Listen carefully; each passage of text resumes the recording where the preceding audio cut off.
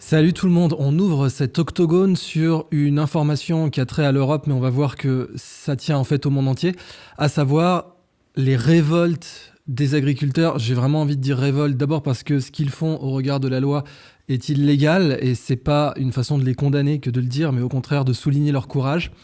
Ça nous rappelle bien sûr les mouvements des camionneurs, des truckers au Canada, et on voit les mêmes mécanismes.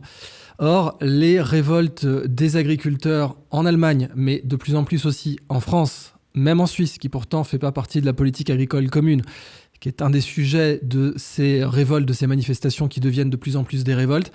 Bien sûr, il y a les prix des carburants pour l'activité agricole. Et puis vous l'avez donc aux Pays-Bas. Et ces manifestations cross-révolte des agriculteurs, elles sont fascinantes à plusieurs titres. Alors, d'abord, il y a l'aspect géopolitique. Il a été révélé par le journal Bild que l'Allemagne était en train de conduire des exercices dans le cadre de l'OTAN qui supposaient une invasion de la Russie. Alors évidemment, plein de gens vont dire, de façon très académique et un peu automatique dans leur tête, quoi, comme des automates, comme des machines, oui, mais c'est normal, l'OTAN fait ça tout le temps, c'est tout à fait standard. Alors, c'est oublier que là, on est dans un contexte beaucoup plus grave. D'abord, bien sûr, il y a la guerre en Ukraine qui continue et que les Russes gagnent et regagnent semaine après semaine. Mais au-delà de ça, vous avez des déclarations très préoccupantes de l'OTAN, à savoir un général qui a dit qu'il fallait se préparer à la conscription de masse, en toute tranquillité, à une guerre nucléaire avec la Russie, peut-être d'ici 10 à 20 ans. Alors ça commence à faire beaucoup, c'est-à-dire que vous avez de l'exercice militaire d'un côté et puis vous avez des déclarations complètement pétées qui vous lancent l'idée d'une guerre nucléaire en Europe, oui tout à fait. Cependant qu'en France, vous avez eu la validation du port de l'uniforme, ça va vous faire toute une génération qui va être bien soumise à l'obéissance à l'État, ce qui était très certainement le but. Et puis vous avez aussi des déclarations de plus en plus martiales, de plus en plus va-t-en-guerre. Or, cet exercice militaire qui impliquait l'Allemagne, il est dans un cadre où on va avoir aussi des recrutements, des mobilisations, 90 000 hommes, vous direz c'est pas grand-chose, mais à une époque où on fait la guerre nucléaire, c'est pas forcément les effectifs qui comptent. En tout cas, quand on part dans une guerre totale, ce ne sont pas forcément les effectifs mobilisés qui comptent de nos jours, maintenant qu'on a des armes de destruction massive. Dans ce contexte, ça ne peut que nous rappeler l'exercice Able Archer de 83, qui est un exercice qui nous a mené très très proche de la guerre nucléaire totale. Il est beaucoup moins connu comme contexte nucléaire proche que la crise des missiles de Cuba, qui avait fait beaucoup plus parler d'elle, mais justement pour cette raison, l'exercice Able Archer 83 était beaucoup plus dangereux.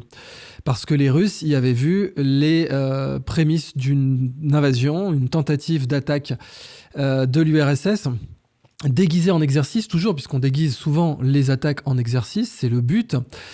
Et dans l'OTAN, bien sûr, certains généraux, surtout dans les années 50, même dans les années 40, le général Patton, pour qui j'ai le plus grand respect, mais qui par ailleurs disait « oui, on devrait attaquer la Russie directement, ils n'ont pas l'arme atomique, allons-y ». Du coup, la confiance ne régnait pas entre le pacte de Varsovie et l'OTAN, et on est passé à deux doigts de la marave nucléaire. Alors, d'une part, les universitaires et académicards assez superficiels qui pensent donc qu'un exercice de l'OTAN n'est pas grand-chose, ce ne sont pas vraiment des hommes d'action.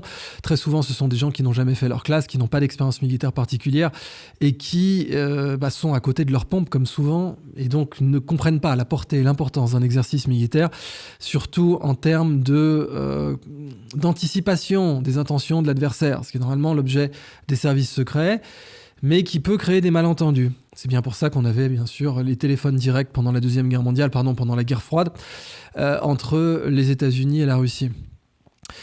Au-delà de ça, l'exercice Able Archer 83, il est d'autant plus intéressant qu'il reflète une période où la guerre nucléaire totale a failli avoir lieu, spécifiquement parce que vous aviez de l'activité solaire.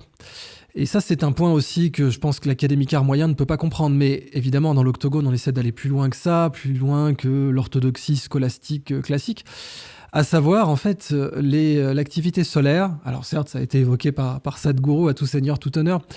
Mais ça crée un contexte géopolitique très tendu en soi. C'est-à-dire que c'est pas seulement un phénomène astronomique qui pourrait échauffer les esprits, ça va beaucoup plus loin que ça. Ça crée des pannes sur Internet, ça crée des comportements radars imprévisibles, même encore aujourd'hui.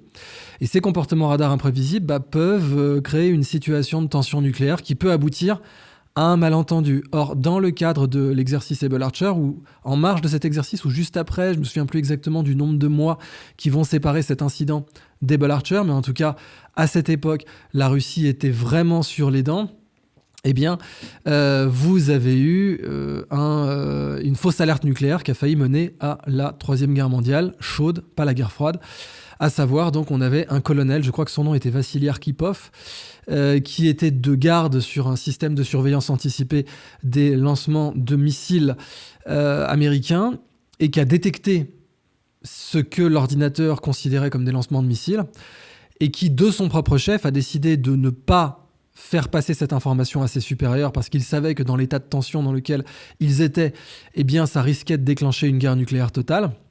Et il a eu raison, puisque cette activité radar eh bien, était un phénomène de rayonnement solaire dans la haute atmosphère qui n'avait pas été prévu.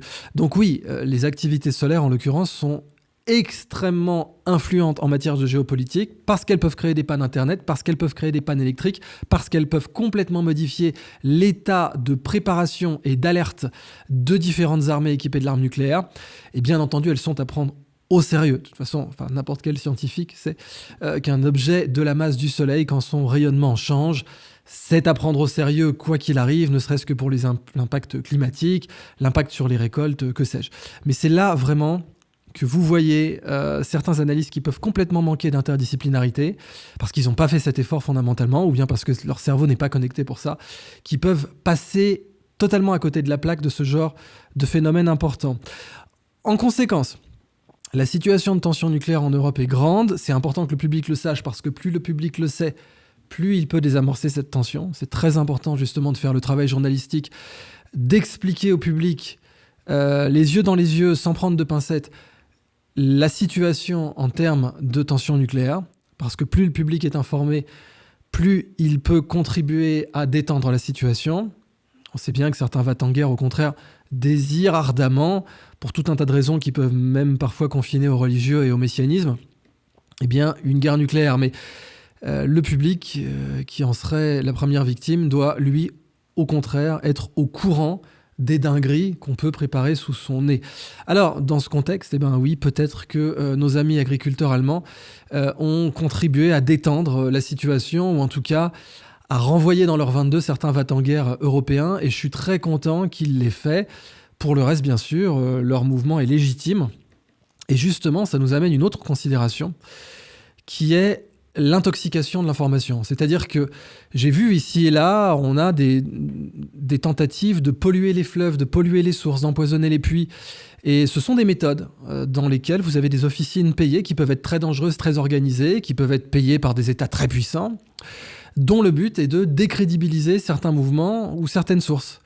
Et le cas des agriculteurs en Allemagne, il est marquant parce que vous avez eu un mythe qui a été propagé et qui a été repris par toute la presse mainstream, tous les médias de grand chemin, qui disait que les agriculteurs qui manifestaient en Allemagne étaient d'extrême droite et manifestaient pour le droit de déporter, le mot est très important, déporter des millions d'étrangers en situation régulière ou non d'Allemagne.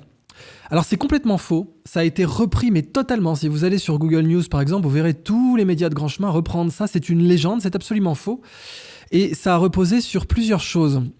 D'abord, des tentatives d'infiltration. Vous savez, c'est comme dans une manifestation, vous avez des casseurs, des agents provocateurs. Vous avez eu de l'infiltration, en effet, de certains mouvements de ces agriculteurs par des agitateurs, des fêlés, voire même des gens qui travaillaient directement avec le renseignement allemand ou les renseignements généraux allemands, justement pour décrédibiliser le mouvement. Vous avez eu ça de la part du FBI aux États-Unis, notamment certaines mosquées qui avaient été infiltrées par de faux musulmans qui étaient là pour prêcher les idées les plus extrêmes. C'est ça qu'on appelle un agent provocateur. Et ensuite, l'idée, c'est que ces faux musulmans, vous avez des gens qui soient suffisamment stupides pour les appeler mon frère, par exemple, et qui finissent tout bien cartographiés dans les bases de renseignement du FBI. Vous aviez eu ça dans tout un tas de manifestations, des agents du FBI déguisés en rebelles, en résistants, ce que vous voulez, appelez ça comme vous voulez, en manifestant, qui en fait étaient là pour les cartographier et témoigner contre eux lors de procès qui ont suivi et qui les ont emmenés jusqu'à la prison. Dans le cas des agriculteurs allemands, on a vu exactement ça, c'est-à-dire une tentative de les compromettre. Une des journalistes qui l'a relevé à tout seigneur, tout honneur, c'est Amélie Ismaili, qu'on salue, Et c'est vraiment ce phénomène qu'on avait vu chez les truckers aussi. Rappelez-vous que quand les camionneurs au Canada avaient manifesté, certains avaient mis, par exemple, administration Trudeau égale croix gammée. Eh bien, vous avez des journalistes qui avaient recadré la croix gammée pour dire « Regardez, les camionneurs se baladent avec des croix gammées. » Ah bah oui, il y a une croix gammée sur leur capot donc, ou sur leur pare-brise. Donc, ce sont des nazis. C'est ça la logique du recadrage. C'est-à-dire, vous pratiquez une coupure, vous pouvez dire bah, « Regardez, j'étais là, enfin, je l'ai vue, cette croix gammée, elle était bien sur le pare-brise. » Oui, mais cette croix gammée, en fait, ce qu'elle marquait, c'était Trudeau égale croix gammée, ou administration Trudeau égale croix gammée, ou mandat, ou confinement égale croix gammée. Vous voyez, c'est ça, l'image totale. Mais quand vous recadrez, et la génération TikTok est encore plus sensible à ça, bah, vous arrivez en disant que vous avez une preuve. Mais en fait, rappelez-vous, tout texte sans contexte, c'est un prétexte. Et on peut informer ou déformer, mais on ne peut pas faire les deux. Quand vous recadrez, vous déformez. Quand vous prenez un extrait d'un passage, par exemple d'un intervenant, vous déformez. On ne peut pas informer et déformer à la fois. Quelqu'un qui déforme, il désinforme. Dans le cas des agriculteurs allemands, c'est exactement ce qui s'est passé. Une campagne de désinformation massive, payée par des États puissants, par des fondations puissantes, pour décrédibiliser les agriculteurs, empoisonner le puits, laisser un maximum de sources qui vont faire croire aux classes moyennes que c'est une révolte, une jacquerie d'extrême droite, dont le but, j'insiste, est de déporter des millions d'immigrés en situation régulière ou non en Allemagne. Et ça, c'est complètement faux. C'était pas du tout l'objet de ces manifestations des agriculteurs qui sont très dangereuses pour le pouvoir en place puisqu'elles ont essaimé en France, elles ont essaimé en Suisse, elles ont essaimé bien sûr aux Pays-Bas où on a tenté de confisquer leurs terres en leur fixant des objectifs sur la teneur en azote dont on savait à l'avance qu'ils étaient impossibles à tenir pour pouvoir obtenir une confiscation de terrain massive sous prétexte écologique, mais l'écologie n'avait absolument rien à voir là-dedans. D'ailleurs, si l'écologie avait à voir quoi que ce soit là-dedans, la première chose qu'on ferait, c'est surtout d'arrêter de produire des armes, d'arrêter de faire des guerres, d'arrêter d'entrer dans des conflits dantesques, depuis par exemple la Libye ou même l'Irak, dont je médite chaque jour sur la consommation en hydrocarbures et le bilan carbone. Sans parler bien sûr du bilan humain, il ne faudrait pas être vulgaire non plus. Donc le cas des agriculteurs allemands, c'est marquant. Et j'ai vu alors des phénomènes comparables. Vous aviez eu de Villepin qui, quand il avait dit par exemple qu'il était difficile de prendre position dans le conflit israélo-palestinien à cause de la puissance financière, il avait juste dit ça, de la puissance de la finance. Vous aviez eu BFM TV qui avait rajouté la finance juive. Alors c'est complètement diffamatoire, mais en France, vous savez, la diffamation, ça s'interprète, c'est quelque chose, vous pouvez plaider la bonne foi. C'est le cas par exemple de Karine Lacombe qui a été reconnue coupable de diffamation envers Didier Raoult, mais excusée pour bonne foi.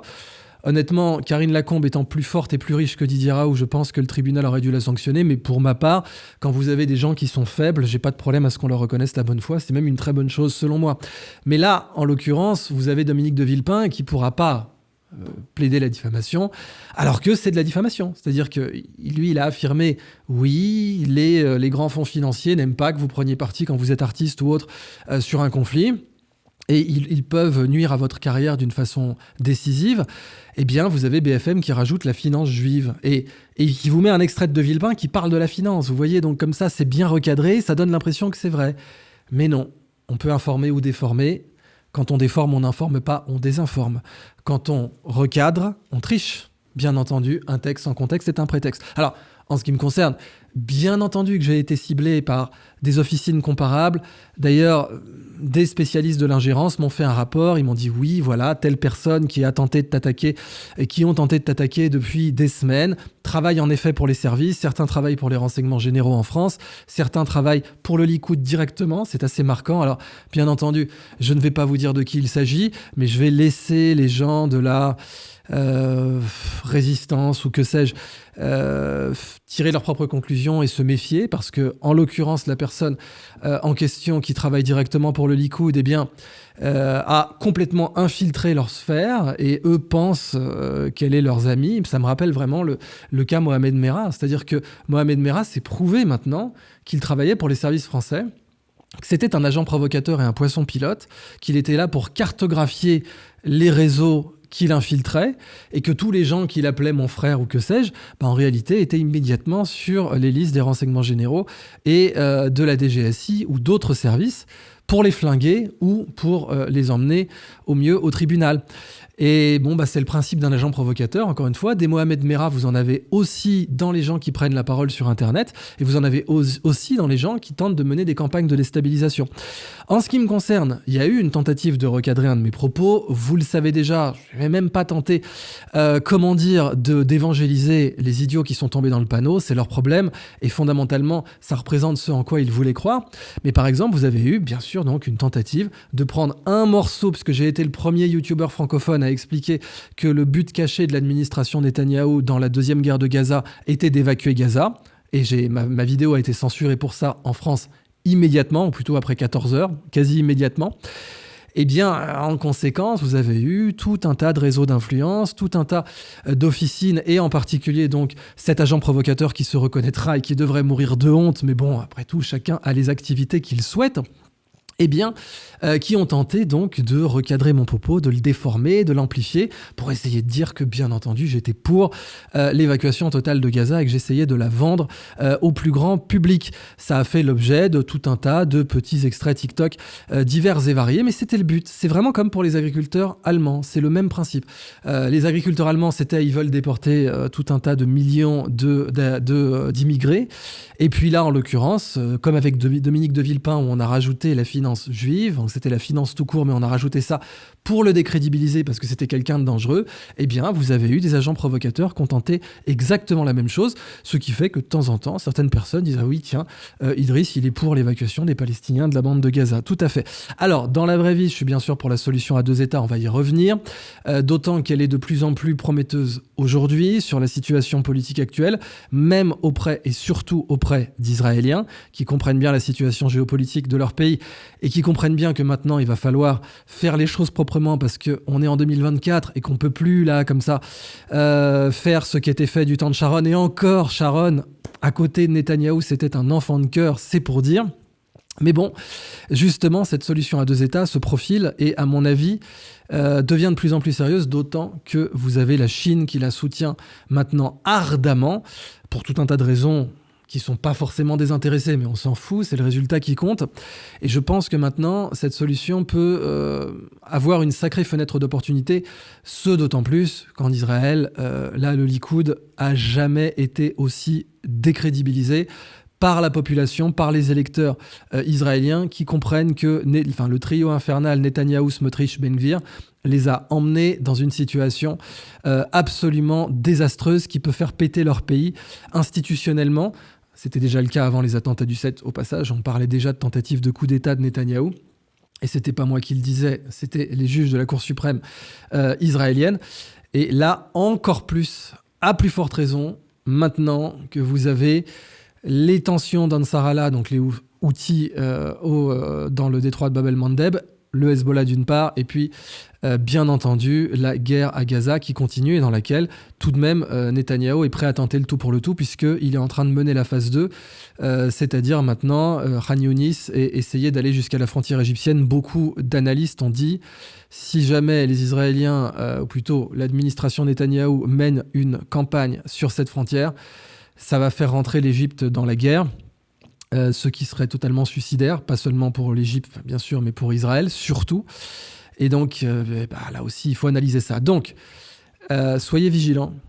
Quand vous voyez une tentative de déstabilisation, d'intoxication, demandez-vous à qui elle profite, demandez-vous si elle est authentique, allez aux sources, reprenez leur contexte. La guerre, c'est aussi la guerre de l'information. La première victime de la guerre, c'est la vérité. Et de la même façon que les camionneurs canadiens étaient d'extrême droite parce qu'ils avaient mis Trudeau égale nazi, puis on a juste recadré le drapeau à croix gammée en disant qu'ils se vantaient d'avoir des croix gammées sur leur pare-brise, puis la photo était là, qu'est-ce que vous vouliez dire ? De la même façon qu'on a dit que les agriculteurs allemands étaient un complot d'extrême droite pour déporter des millions d'immigrés, alors que non, en fait, ils luttent juste pour leurs conditions de vie et pour les prix de leurs coûts de production, les prix du diesel notamment. De la même façon qu'on a dit de Dominique de Villepin qu'il avait évoqué la finance juive alors qu'il n'a jamais de près ou de loin sorti cette phrase, même pas c'était même pas, comment dire, un dérapage sous-entendu à la Jean-Marie Le Pen. Non, là, je vous parle du fait qu'il a juste jamais dit ça, mais qu'en recadrant bien le propos, puis en rajoutant des petits mots en dessous, en orientant le propos, on a réussi à faire croire ça à des millions de personnes. On a tenté absolument la même chose, parfois ce sont les mêmes réseaux d'ailleurs, une tentative pour me faire dire le contraire absolu de ce qu'est ma position politique sur le conflit israélo-palestinien. Et encore une fois, c'est comme un test de Rorschach. Vous avez des gens qui, par leur désir de sang, s'y sont laissés prendre parce que fondamentalement, en eux, ça résonnait. Vous voyez, cet appel du sang résonnait en eux. Et ça, c'est quelque chose dont je me réjouis parce que j'ai pas envie d'être soutenu par des personnes comme celle-là. Mais vous, méfiez-vous des agents provocateurs, des sources. Je vous ai déjà mis en garde dans une précédente vidéo. Faites-y particulièrement attention parce que le but d'un agent provocateur est de vous cartographier, de vous compromettre, d'infiltrer toute une sphère. Et vous avez déjà une certaine sphère qui est profondément infiltrée et je la mets en garde. Alors, oui, bien sûr, on a eu le cas de Twitter aussi. Ça, c'est un point très très important, à savoir donc Elon Musk qui continue à être ciblé malgré tout, des gens qui disent que Twitter est en faillite, mais ça aussi c'est de la déstabilisation. Et ça participe du fait d'empoisonner le puits, puisque Twitter est en train de devenir une source de plus en plus dangereuse qui vous balance des très gros dossiers. Quand même, l'affaire du portable de Hunter Biden, c'est pas le New York Post, puisque Twitter, avant Musk, l'avait détruite cette affaire, en disant que c'était une théorie du complot, une intoxication russe, je cite, et qu'ils avaient détruit le compte Twitter du New York Post. C'est Elon Musk qui a ressorti ça. Ok, donc on a fait le tour pour cette introduction de l'Octogone. Maintenant, rentrons un peu plus dans les détails. La France prend le commandement d'une force terrestre multinationale en cas d'alerte. Alors, je lis la dépêche. La France a pris, lors d'une cérémonie à Lille, le commandement pour un an d'une force terrestre multinationale de l'OTAN pouvant atteindre 120 000 hommes, susceptible d'être déployée en cas d'alerte concernant l'un de ses membres. Le général de corps d'armée Emmanuel Gaulin, commandant du corps de réaction rapide France, donc ça c'était pendant la guerre froide, le corps de réaction rapide, mais il existe encore, alors que la guerre froide est nominalement finie, a reçu du général de brigade Arslan du CRR turc, le fanion symbolisant la transmission de cette alerte. Je cite, « La guerre en Ukraine nous rappelle que nous devons être prêts à mettre toutes nos forces dans nos efforts. » Vous voyez, on essaie de faire commencer à distiller le message. Dans nos efforts collectifs de dissuasion, oui, parce que vous savez, il n'y a pas de ministère de l'attaque, il n'y a que des ministères de la défense. Donc, c'est les Russes qui vont attaquer. Nous, on ne fait que se préparer. Pour dissuader notre ennemi, je continue la citation, notre adversaire, de troubler la paix, a souligné le général Gaulin lors de la cérémonie, avertissant que tout est possible, même l'impensable. Donc, cette rhétorique, au sein de l'OTAN, vous la voyez monter en puissance, lentement mais sûrement, avec tous les dangers que ça implique, parce qu'évidemment, les conséquences peuvent être dramatiques. Mais on voit qu'il y a un côté désir, c'est-à-dire c'est vraiment comme pendant la Première Guerre mondiale, vous avez un camp de la guerre qui souhaite un choc majeur, un chaos massif, qui souhaite des millions de morts, et vous voyez lentement se distiller dans les différentes sociétés qui le portent de l'uniforme à l'école. Alors je rappelle, c'est pas anodin, du temps de Jules Ferry, il était clairement décrit, d'ailleurs c'est une citation de Jules Ferry, l'école doit être l'antichambre de la caserne. Donc, et ça, Henri Guillemin en parle très bien dans sa conférence L'autre avant-guerre, où il parle, l'autre avant-guerre c'est l'avant-guerre de 14-18, où il parle de la montée en puissance du militarisme et de la pensée militaire, aussi bien en France qu'en Russie d'ailleurs, avant la guerre de 14, qui a mené au caractère inévitable de ce conflit, inévitable sur le plan psychologique, mais pas inévitable sur le plan géopolitique, où il y avait tout un tas de façons de l'éviter. Et on voit les mêmes choses aujourd'hui, même si on n'est pas en 2014 mais 2024, on voit monter lentement mais sûrement une rhétorique qui nous rappelle totalement l'autre avant-guerre, celle d'avant 1914. Et il faut y être particulièrement vigilant parce que il existe vraiment un désir de créer une confrontation majeure en Europe et c'est quelque chose dont le public doit être averti, d'où le rôle de l'Octogone. Dépêche suivante, prochain lancement du plus important exercice militaire de l'OTAN depuis la guerre froide avec 90 000 soldats. Encore une fois, à une période connectée comme la nôtre, avec des drones, de la guerre électronique et bien sûr des armes de destruction massive. 90 000 soldats, c'est beaucoup. Les Russes ont envahi l'Ukraine avec 150 000. Et là, on parle vraiment d'un exercice d'une autre nature, vous l'aurez compris. Je cite la dépêche. Quelques 90 000 soldats de l'OTAN vont participer pendant plusieurs mois, à compter de la semaine prochaine, au plus important exercice militaire organisé par l'Alliance Atlantique, donc ça commence maintenant, depuis la guerre froide sur fond de conflit en Ukraine. Ce sera une démonstration claire de notre unité, de notre force et de notre détermination à nous protéger les uns les autres, a déclaré le commandant suprême des forces alliées en Europe, le SACEUR, Supreme Allied Commander Europe, le général américain Christopher Cavoli, au cours d'une conférence de presse à Bruxelles, à Evere, au siège de l'OTAN. C'est préoccupant. Je pense que c'est vraiment important que le public soit averti de tout cela. Dépêche suivante, plein soutien du premier syndicat agricole français aux agriculteurs allemands en colère. C'est justement à cause de cette convergence des syndicats agricoles en Europe que vous avez eu une tentative, alors j'insiste, coordonnée, structurée, d'empoisonner les grèves des agriculteurs en Allemagne, en Suisse, en France, aux Pays-Bas et ailleurs, en Italie de plus en plus. C'est une tentative d'ingérence, elle a très bien fonctionné. Elle est là pour faire dire à ces agriculteurs le contraire de ce qu'ils pensent. Elle est là pour que la première chose qu'ils aient à dire à chaque fois qu'ils ouvrent la bouche, c'est « Oui, je condamne, je n'ai rien à voir avec tel ou tel groupe qui a, en effet, je le confirme, déclaré qu'il voulait déporter des millions d'immigrés allemands. » Du coup, ça détruit leur message. Et c'est vraiment la même chose qu'on a eu sur De Villepin ou sur votre serviteur. Ce sont des tentatives coordonnées, mais je ne peux qu'insister sur le fait que ces tentatives peuvent venir du camp même de la résistance. C'est bien le principe d'un agent provocateur. Là aussi, soyez vigilants. Aux Pays-Bas, un parti d'agriculteurs s'étant opposé à un plan visant à limiter les émissions d'azote, via notamment la réduction du cheptel, a fait une entrée en force au Sénat en mars. Très peu de médias en ont parlé, ou pour dire que c'était bien entendu une attaque d'extrême droite. En Pologne, en Roumanie, en Slovaquie ou en Hongrie, des producteurs se sont élevés à plusieurs reprises contre l'afflux de blé et d'autres denrées alimentaires en provenance de l'Ukraine. Oui, vous avez ça aussi comme sujet, c'est-à-dire les barrières douanières et le libéralisme en Europe qui a permis, puisque l'Ukraine ne fait pas partie de l'Union européenne, mais on lui a créé des facilités, qui permet à des produits agricoles dont les normes sont catastrophiques, le poulet ukrainien ou autre, d'entrer sans problème sur le marché européen et de mettre en faillite des agriculteurs européens, parce qu'eux doivent se conformer aux normes ultra exigeantes qu'on leur impose.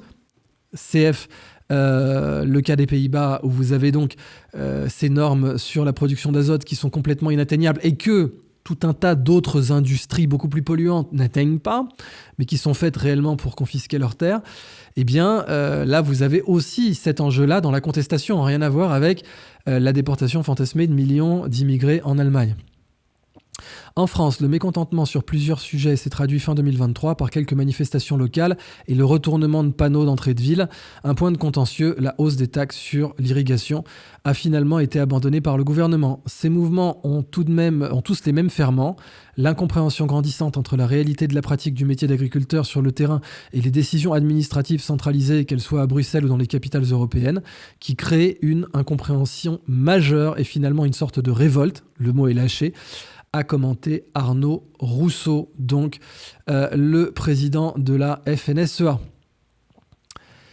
Dépêche suivante. L'UE s'inquiète de l'impact économique des tensions en mer Rouge. Bah oui, enfin, c'est-à-dire que c'est sérieux. D'ailleurs, vous avez de plus en plus de bateaux qui, le navire qui, sur leur signalement, mettent propriétaires armateurs chinois. Parce qu'ils voient bien que Ansar Allah ne cible que les navires américains, anglais, qui vont alimenter Israël. Et donc, vous avez vraiment là un blocage qui peut être partiel, mais qui va avoir un impact, bien entendu, sur l'économie européenne. Je lis la dépêche. L'Union européenne s'inquiète des risques pour l'économie des tensions en mer Rouge, en particulier de leur éventuel impact sur les prix de l'énergie. Et oui, a déclaré le commissaire européen à l'économie Paolo Gentiloni. Nous savons que nous commençons cette année avec une croissance modérée, quelques bonnes nouvelles au sujet du marché du travail, mais avec des préoccupations croissantes. Alors les bonnes nouvelles au sujet du marché du travail, c'est pas la baisse du chômage, c'est davantage au contraire la disponibilité de la masse des travailleurs. Je continue sa citation de ce charmant commissaire Paolo Gentiloni, mais aussi les préoccupations croissantes concernant les risques liés aux tensions géopolitiques. Alors, évidemment, l'économie européenne n'allait pas super bien avec le sabotage, ou plutôt l'acte terroriste de destruction des Nord Stream par les États-Unis d'Amérique, soyons une énième fois clairs là-dessus. Elle va encore moins bien aller si vous ajoutez à ça le quasi-état d'embargo énergétique pour les flux passant par Bab el-Mandeb. Alors justement, ça nous a donné une dépêche dans le cadre de là, j'ai vraiment voulu isoler cette dépêche en particulier parce que elle montre comment on a noyé. C'est-à-dire que vous avez cette dépêche qui est passée, les médias de grand chemin qui l'ont reprise parfois avec un coup de fil des rédactions qui disent voilà, on voudrait que vous nous représentiez les révoltes agricoles allemandes comme étant diaboliques. Et donc là, je vous lis une dépêche qui est symptomatique. L'extrême droite veut récupérer la colère des agriculteurs. Alors c'est déjà un peu moins que les agriculteurs sont l'extrême droite, mais vous voyez déjà l'idée, on empoisonne le puits, on crée un amalgame, il sera impossible de s'en dépêtrer par la suite. Tracteur d'un côté, banderole radicale de l'autre, les agriculteurs mobilisés en Allemagne depuis une semaine veulent se dissocier des groupes d'extrême droite qui tentent d'infiltrer leur fronde d'ampleur. Lors d'une manifestation à Dresde, dans l'est du pays, un cordon de policiers séparait strictement le rassemblement principal et quelques dizaines de personnes brandissant notamment des drapeaux royalistes ont constaté des journalistes. Alors, là aussi, combien viennent des services allemands ? Parce que vous savez, ça marche très bien pour décrédibiliser une opération et la couper des classes moyennes, qui est le plus grand danger. En Israël, c'est la même chose. Quand vous avez les classes moyennes qui manifestent, vous avez des gens qui vont tenter de dire que ce sont des traîtres, que ce sont des représentants de l'étranger, etc. Et ça marche relativement bien. Alors, de moins en moins bien en Israël, mais ça marche. Donc, il faut toujours se méfier de ces agents provocateurs qui sont vraiment la lie de l'humanité. Je ne peux pas vous représenter les choses autrement. En France, un nouveau projet de loi pour l'énergie sans objectif chiffré pour les renouvelables. Le nouveau projet de loi de la France pour l'énergie consacre l'essor du nucléaire et évite tout objectif chiffré pour le solaire et l'éolien. Un choix critiqué comme une régression juridique et démocratique. Alors, autant pour l'éolien, je ne vais pas leur jeter la pierre. On voit à quel point c'est une catastrophe en France parce que l'impact écologique a été très mal chiffré. Vous savez, ce qu'on appelle les externalités, à savoir la pollution cachée, que ce soit la dalle en béton, le fait qu'il faille enterrer les pales des éoliennes après 25 ans de service, ou l'entretien. Tout ça, ce sont des aspects qu'on ne présente pas dans les chiffres, et on voit bien que l'impact écologique en fait, du parc éolien européen est catastrophique. Donc bon, le fait que ce projet de loi n'ait pas voulu, là aussi, concéder à un lobby, parce que le monde de l'éolien est un lobby, il faut être assez honnête, eh bien, je ne le déplore pas plus que ça. Alors là aussi, magnifique, dépêche numéro 7. Selon l'OMS, sans les vaccins Covid 2019, le nombre cumulé de décès en Europe aurait été d'environ 4 millions. Alors donc c'est au moins, alors je lis la dépêche après, c'est au moins 1,4 million de vies ont été sauvées en Europe grâce au vaccin Covid, a déclaré mardi le Bureau régional européen de l'Organisation mondiale de la santé. Donc, reprenons ça parce que c'est dans le contexte aussi de la énième attaque contre Didier Raoult, où il a été dit qu'il était responsable, je crois, de 17 ou 70 000 morts, je ne sais plus, soyons fous. De toute façon, au bout d'un moment, quand on fait des modèles bullshit, pourquoi se limiter ? Je veux dire, on peut sortir 70 000, 100 000. Alors, tout ça, c'est des modèles. Et c'est la beauté de la chose, c'est que un modèle, bon, le blanchir dans la presse, c'est facile. Vous prenez un certain nombre de scientifiques que vous avez payé bien sûr pour sortir ce genre de résultats, parce que acheter un politicien c'est facile, acheter un universitaire c'est encore plus facile. Alors vous prenez un certain nombre d'universitaires, vous leur dites il me faudra un modèle qui dit ça. C'est comme les sondages. Et les modèles, vous pouvez les cadenasser, comme les sondages, et vous pouvez bien sûr, en ne déclarant jamais leurs hypothèses fondatrices, par exemple, je vais vous prendre le cas de la bullshit contre Raoult, les auteurs de cette simulation, quasiment, parce que c'est un modèle, mais c'est quasiment une simulation, ont pris les chiffres de mortalité liés à la chloroquine d'essais qui incluaient, c'était certes des moyennes, mais qui incluaient majoritairement des essais comme Discovery et Recovery en Europe qui ont donné plus de 2000 mg, 2 grammes de chloroquine. Les doses de traitement par jour, c'est 600 mg. Ben non, là, on a fait plus de 3 fois plus. C'est 1800 ou 2000, plus de 3 fois plus. Et ils ont pris ça alors parfois c'était 2400, donc c'est 4 fois plus, 4 fois la dose médicale. Hein. Et évidemment, dans ces essais Recovery et Discovery, vous avez eu des décès. Alors, est-ce qu'ils sont liés à cette dose complètement criminelle d'hydroxychloroquine ? Sans doute, mais ou pas d'ailleurs, parce qu'ils ont aussi pris des patients qui étaient déjà extrêmement affectés par le Covid et qui avaient en soi très peu de chances de s'en sortir. Et en prenant ces chiffres, ce qui est déjà donc une trahison scientifique, et en rajoutant que toute l'imputabilité des décès n'était pas au Covid, mais à l'hydroxychloroquine, bah oui, pourquoi pas, rajoutons ça comme hypothèse, ne la déclarons surtout pas devant les médias. De toute façon, les médias ne sont pas compétents pour essayer de décortiquer les hypothèses de ces modèles, donc en soi, ils ne vont même pas poser la question. Et bon, si vous êtes honnête, vous pourriez quand même le dire, vous savez, on a fait des hypothèses qui ne sont pas forcément réelles, c'est un modèle. Eh bien, ah bah oui, ça vous donne tant de morts. Vous dites après, hop, on fait une règle de 3 sur le nombre de gens qui ont reçu l'hydroxychloroquine, c'est-à-dire qu'on va mettre sur le même plan des gens qui ont reçu 600 mg et des gens qui ont reçu 2400 mg. On va considérer que c'est la même chose. Eh bah oui, pif paf pouf, ça vous donne du 70 000 ou 17 000, j'en sais rien. Et puis après, tous les médias mainstream, bien entendu, vont vous reprendre ça en disant Didier Raoult. Alors, vous savez, hein, c'est pas nouveau. C'est-à-dire, on a eu le cas du Lancet, où, bien entendu, c'était bidon. Les données étaient inventées. C'est-à-dire, ça vous donnait des statistiques sur les fumeurs, ça vous donnait, en Australie qui n'existait pas, ça vous donnait des statistiques ethniques en France alors qu'elles sont interdites.